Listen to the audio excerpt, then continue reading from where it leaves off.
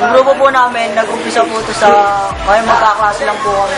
Yung iba po, hindi po, yung mga kakilala po namin. Tapos, nag-umpisa rin po kami sa mga, ano po, pasimple-simple pong sayaw, sumasayaw po kami sa mga birthday parties po. Yun lang po. Tapos, minsan po, pag may sayaw po sa school, yun lang po kami sumasayaw. Ang unang achievements po namin po siguro po nung sumayaw po kami po sa LG, pan-second lang po kami. Yun po. Tapos, mga pinagdaanan po ng grupo, marami na po nagpalit yung pangalan ng grupo namin. Una po, nag-MIG po kami, tapos ngayon po Gravity 6. Ngayon po, nagkaroon po ng hataw sa Marilao. Sinabihan po sa lahat na ito yung unang pagkakataon na mapakita natin sa kanila kung gaano tayo may talent, kung gaano tayo kagaling sumayaw.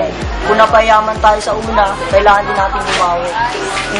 Kaya nagpapasalamat ako sa hataw sa Marilao at nagkaroon ng ganitong contest na mabuo yung grupo ko ulit, yung mga kaibigan ko at magkaroon ng panibagong grupo.